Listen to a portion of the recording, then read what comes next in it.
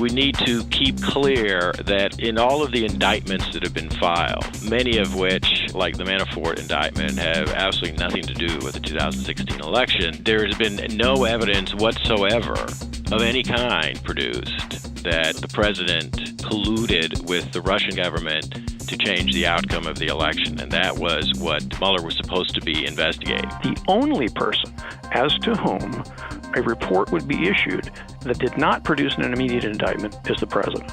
The suggestion that once such a report were transferred to the House of Representatives, that there would be no forum for the president to respond is frankly ludicrous.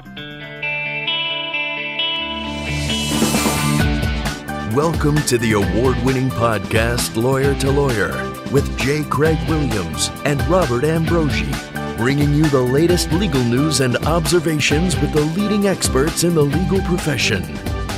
You're listening to Legal Talk Network.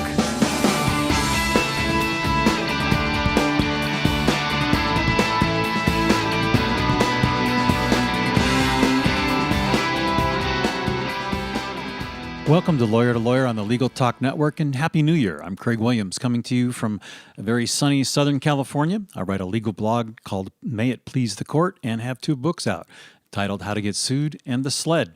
Well, before we introduce today's topic, we'd like to take a moment to thank our sponsor, Clio. Clio's cloud-based practice management software makes it easy to manage your law firm from intake to invoice. You can try it for free at Clio.com. That's CLIO.com. Well, special counsel Robert Mueller's investigation initially was to look at the 2016 election and the Russia government's efforts to interfere in it, but that investigation has since ballooned in a number of different places. Mueller has expanded the probe and continues to investigate potential financial crimes of Trump associates before the election, alleged conversations regarding Trump's national security advisor that he had with the Russians during the transition, and whether Trump has obstructed justice with his comments and actions related to Mueller's probe. Currently at 19 months long, the Mueller investigation could be close to wrapping up, and Mueller could potentially be releasing his final report. According to an article in Bloomberg, the White House may try to block portions of that report from being shared with Congress and the public in a fight that could end up before the Supreme Court. So what will the Mueller report reveal? Will it reveal anything? And will we see more sentencing, charges, additional investigations? Today on Lawyer to Lawyer, we're going to look at the upcoming year of 2019 and get some predictions from our guests on the special counsel's investigation and what could be revealed in the Mueller report. And to do that, we've got a great lineup of guests today. Here to discuss today's topic is attorney Frank Bowman, the Floyd Gibson, Missouri Endowed Professor of Law at the University of Missouri School of Law. Frank spent 3 years as a trial attorney in the criminal division in Washington, D.C. of the Department of Justice. And in 1995 and 1996, he served as special counsel to the U.S. Sentencing Commission in Washington, D.C. And then from 98 to 2001, he was the academic advisor to the Criminal Law Committee of the United States Judicial Conference. He currently teaches law in the University of Missouri in criminal law, criminal sentencing, and impeachable offenses. He also writes a blog called Impeachable Offenses. Welcome to the show, Frank Bowman. Thanks for having me. Our next guest is a returning guest, attorney Hans von Spakovsky. He is the manager of the Election Law Reform Initiative and senior legal fellow at the Heritage Foundation's Meese Center for Legal and Judicial Studies. Hans is an authority on a wide range of issues, including civil rights, civil justice, the First Amendment, and immigration. And in 2017, perhaps more relevant to our discussion today, President Donald Trump has appointed Hans to the Presidential Advisory Commission on Election Integrity. Welcome to the show, Hans. Well, thanks for having me back. Sure thing. Well, let's kind of turn to you first, since you do have a little bit of experience in this particular issue. What's the current status of things in terms of where this Mueller report has been, and then we can talk about where it's headed. Independent counsels in the past have issued reports, so have special counsels. It's pretty clear that Mueller is working on one with the team of lawyers he has around him. I have to tell you, though, that I have a real problem with these kind of reports, and I'll tell you why. If you look at the regular investigations and prosecutions that the U.S. Justice Department does, they investigate a case, and if they believe there are indictable offenses, then they indict and they charge. And the person who's the target of that then has the ability, under our very fundamental due process rights, to fight that in court and prove that what the prosecutor is claiming is not true. They don't issue reports in which they say, well, we believe these things happened and we think they were bad, but none of it violates the law, and so we're not indicting anybody. And the reason for that is clear, because if the prosecutors issued reports like that, the targets would not have the ability to fight this. They wouldn't have the ability to sue for defamation if they say it's untrue. It would violate basic due process rights. And I think that same concept really should apply to this. The special prosecutor, if he's got evidence that indicates that someone should be indicted and criminally charged, then he should do that, and he has done it. But to then issue a report on other findings in which there is no violation of the law, I think is unfair to individuals who are potentially talked about or targeted, because they don't have the ability to fight that in a court of law and prove that what the prosecutor is claiming is not true. I think that violates fundamental due process rights, and I think it's just bad from a legal standpoint. I think I have to disagree with Hans on a series of points. First, I think he misconceives what Mr. Mueller is up to and is likely to do. On the first point, with respect to any crimes involving anyone other than the president that Mueller concludes were committed and should be indicted, I have no doubt that Mueller will proceed either to indict them, or as he has done in the past, or alternatively, if he finds evidence of crimes that are outside of his remit, he will do what he did with Cohen, transfer the case over to some other U.S. attorney's office, and those cases will be pursued. The only person as to whom a report is likely to come out that doesn't produce an indictment is the president. And the only reason that there wouldn't be an indictment is the Justice Department's policy against indicting a sitting president. Now, I have some doubts about the legal correctness of that policy, but I also think that Mueller is quite likely to abide by the OLC's, the Office of Legal Counsel's previous conclusions that the U.S. Attorney's Office, the Justice Department, shouldn't indict sitting presidents.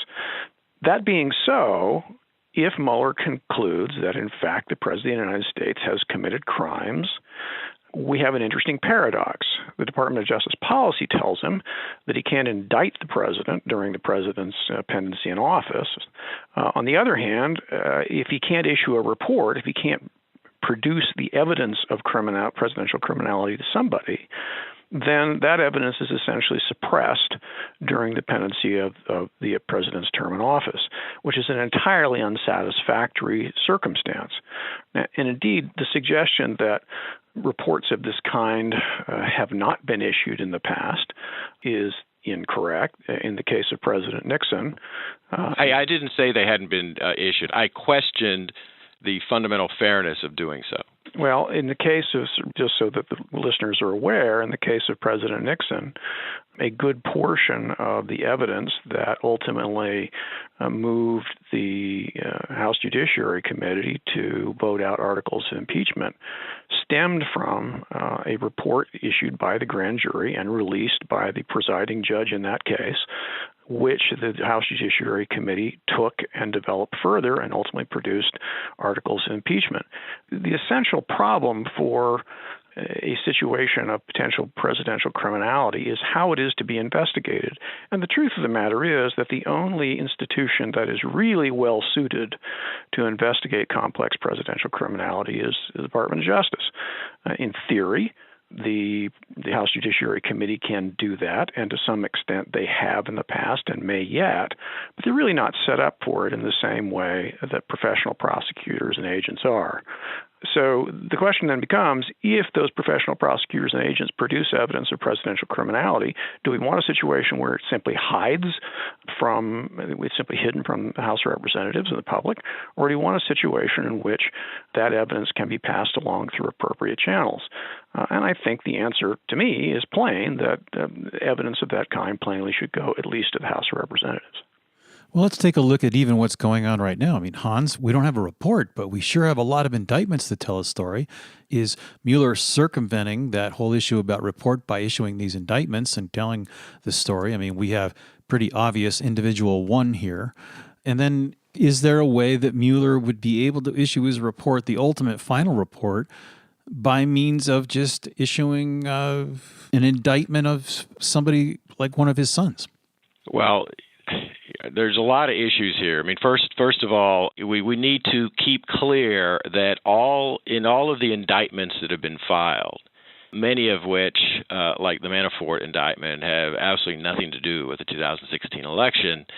There has been no evidence whatsoever of any kind produced that the president colluded with the Russian government to change the outcome of the election. And that was what Mueller was supposed to be investigating. And in fact, in the indictments of the Russian agents and the Russian company, if you read the indictments in detail, the indictments go into great specificity to explain that these Russian agents, particularly those who were using social media to try to produce chaos and dissension within the United States, went to great lengths to hide their Russian identities, including using false and stolen identification. So far, we've got nothing that really bears directly on what Mueller is supposed to be investigating. Now, that doesn't mean, and I'm not saying that these folks shouldn't be indicted. They should, anyone who's violated the law. But so far,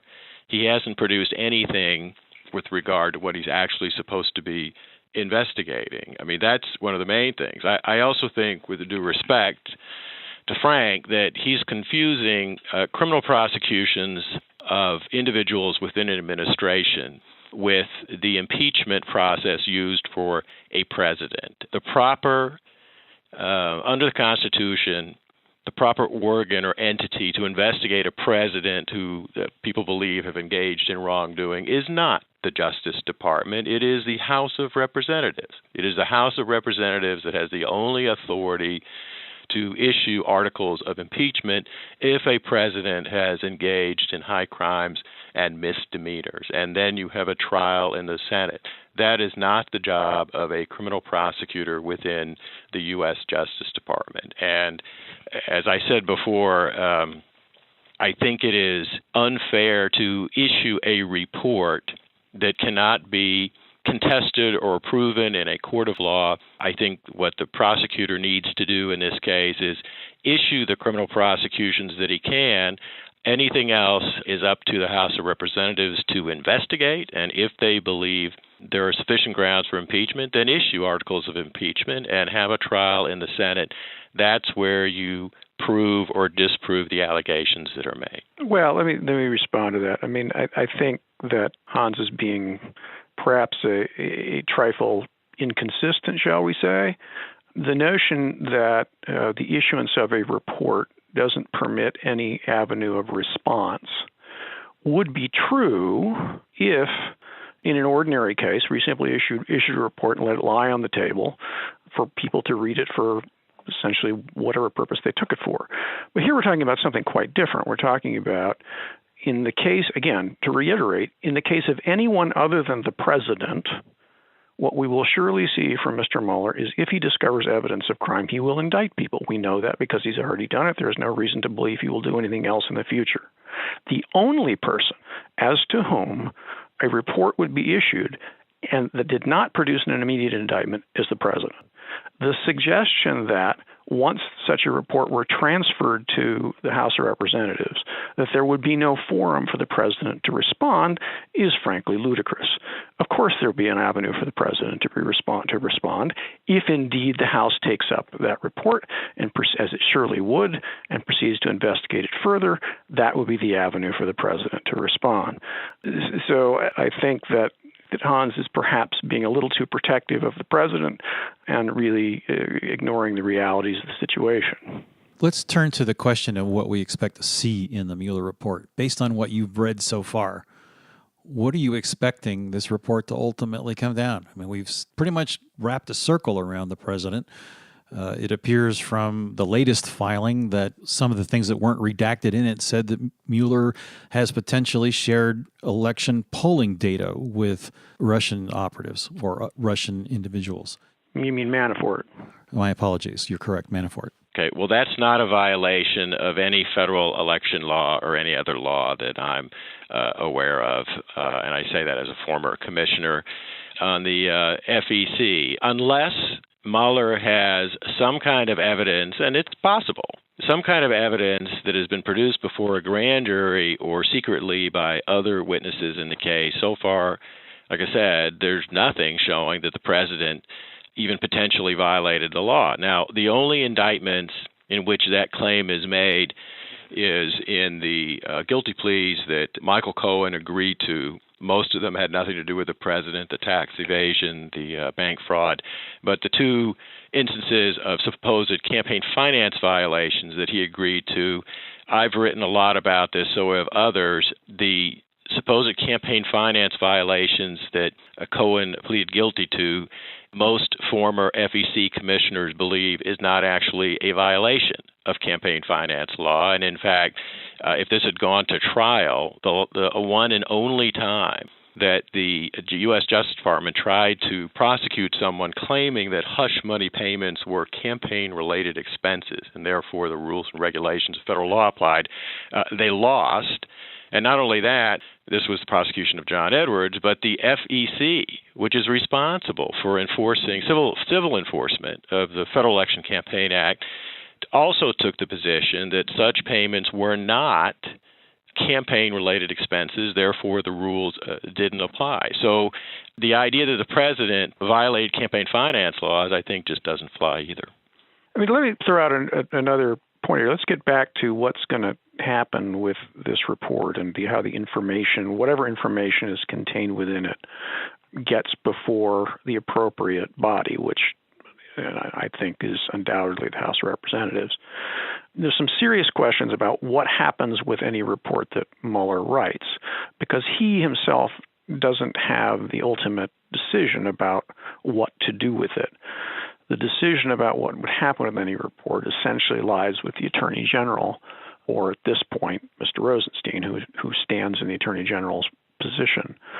But let's assume for the moment that Rosenstein is either not in his current position when the report issues, or that he or the then Attorney General decides that they're going to essentially suppress whatever Mueller puts out.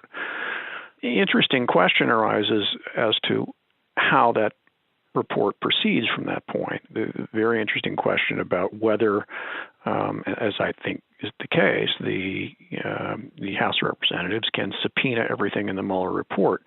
Now, certainly, the White House is suggesting that they would try to resist any such subpoena. It's a little bit hard to understand on what grounds they would do that, but irrespective of whether one likes such a report or not, once it exists, my opinion, I'd be interested in Hans's, is that whatever's in that report is ultimately going to make its way into the hands of the House Judiciary Committee, which is now in the hands of Democrats who have subpoena power. Well, look, I think it'll get out because, as you know, it's very difficult to keep anything from leaking in Washington, D.C., but from a legal standpoint, certainly House committees have subpoena power, but subpoenas have to be enforced under federal law by the U.S. Justice Department. And during the Obama administration, the Justice Department, on more than one occasion, refused to enforce subpoenas that had been issued against the Justice Department. Not only that, but when when individuals were held in contempt, including Eric Holder, for refusing to respond to a subpoena for documents related to Operation Fast and Furious, the Justice Department refused to enforce it. So, yeah, the House can go to court, but it's a long, involved process for them to get around the fact that they're subject to the Justice Department being the force behind enforcing subpoenas. And if the Justice Department says, we're not going to enforce it, they might not officially ever get the record. Does that mean they'll get it through a leak? Probably. Is it your position that the House doesn't have the right to obtain that material? After all, you just said a while ago that the appropriate venue for determining whether a president is impeachable is the House of Representatives. What I said was that a criminal prosecutor is a member of the executive branch. He is not an agent of the legislative branch. It is the legislative branch that has the responsibility for doing any kind of investigation and otherwise doing all the proceedings of impeachment. Before we move on to our next segment, we're going to take a quick break and hear a message from our sponsor. We'll be right back. Imagine what you could do with an extra 8 hours per week. That's how much time legal professionals save with Clio, the world's leading practice management software. With intuitive time tracking, billing, and matter management, Clio streamlines everything you do to run your practice, from intake to invoice. Try Clio for free and get a 10% discount for your first 6 months when you sign up at their website, Clio.com, that's CLIO.com, with the code L2L10, that's L2L, the number 10. And welcome back to Lawyer. I'm Craig Williams. We are joined by attorney Frank Bowman, the Floyd R. Gibson, Missouri Endowed Professor of Law at the University of Missouri School of Law. And our other returning guest, attorney Hans von Spakovsky, he had to leave during the break, but we were lucky enough to record his final thoughts and contact information, which we'll edit in at the end of the show. You will remember that Hans was the manager of the Election Law Reform Initiative and senior legal fellow at the Heritage Foundation's Meese Center for Legal and Judicial Studies. Well, Frank, let's talk about what kind of predictions we expect to see coming out of this Mueller investigation. I mean, are we going to see a recommendation that is essentially high crimes and misdemeanors that, if it's taken up by the House and the Senate, would justify a conviction or an indictment? What are we going to see?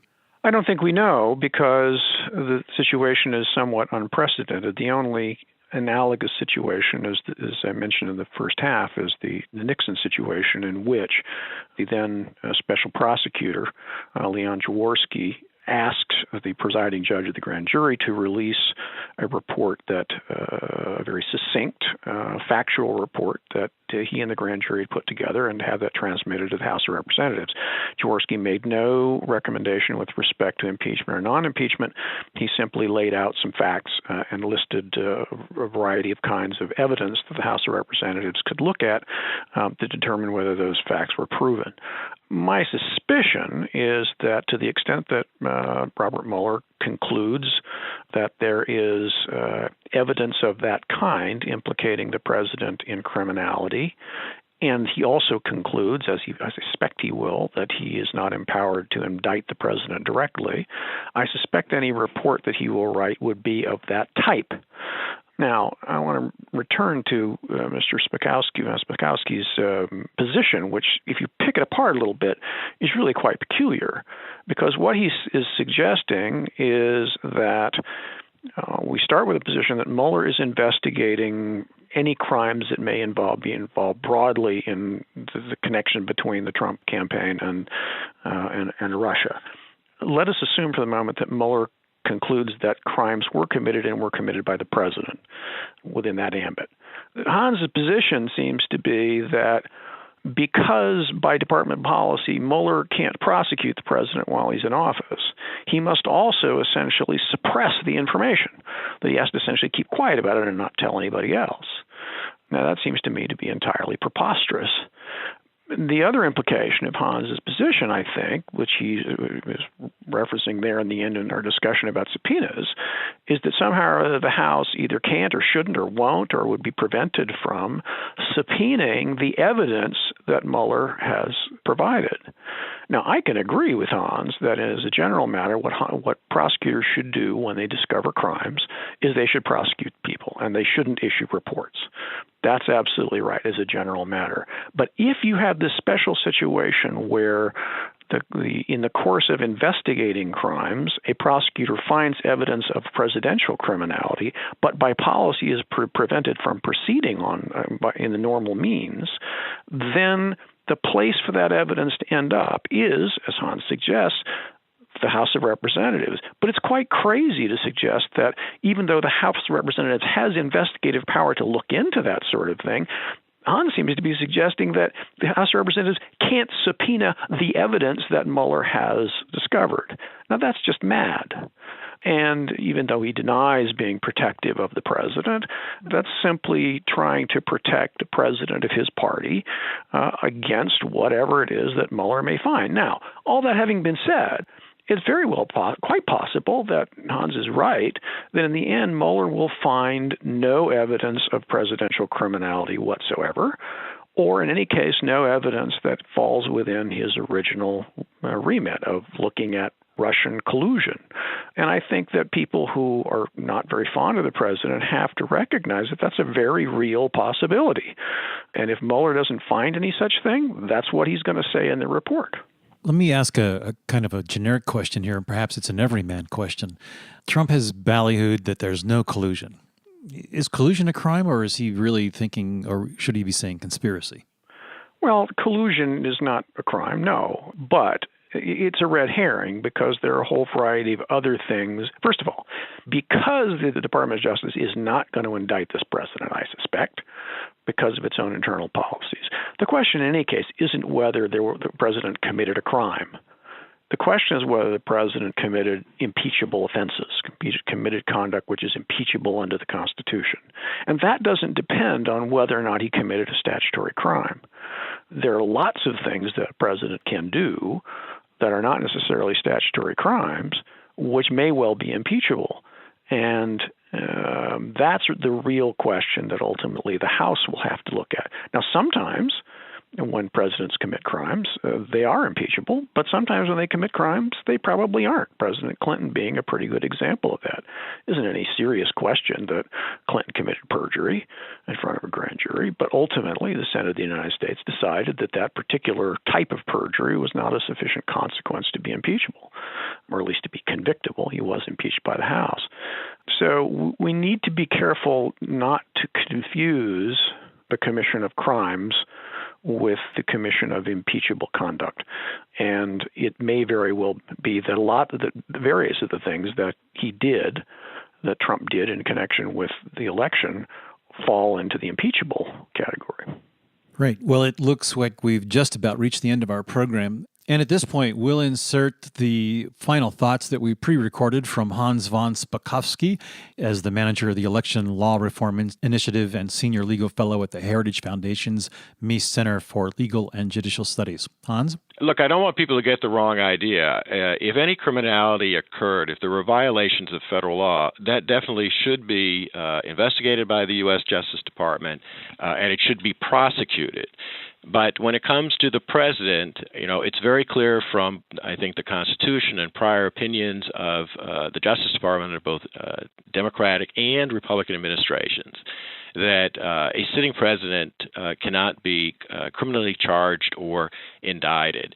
The only thing that can be done with a president is that is up to the House of Representatives and the Senate to investigate any potential crimes that they believe should result in the president being removed.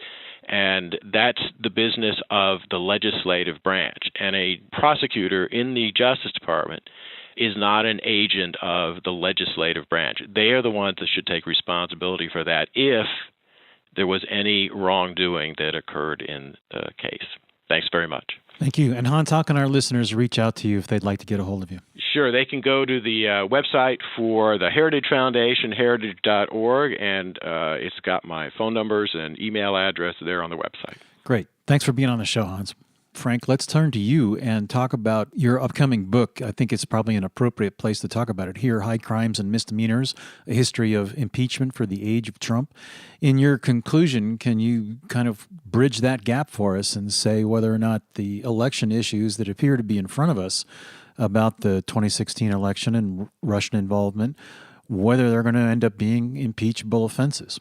And then let's wrap up with your contact information so our listeners can reach out to you if they'd like to discuss this with you further.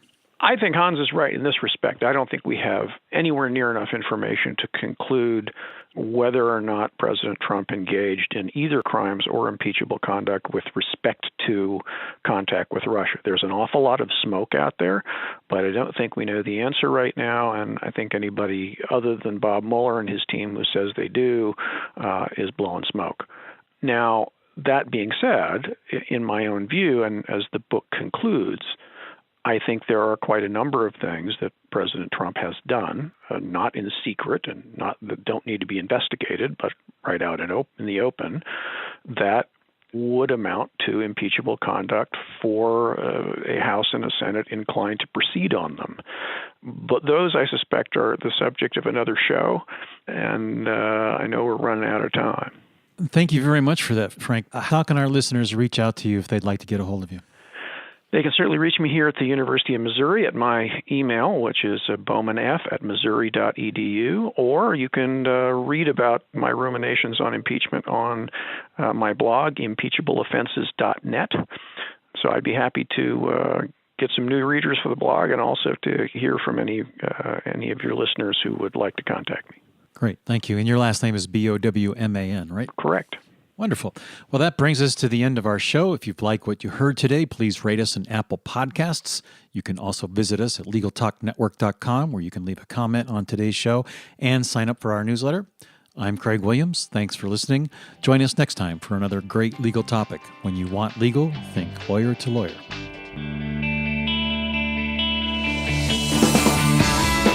Thanks for listening to Lawyer, produced by the broadcast professionals at Legal Talk Network. Join J. Craig Williams and Robert Ambrogi for their next podcast covering the latest legal topic. Subscribe to the RSS feed on LegalTalkNetwork.com or in iTunes.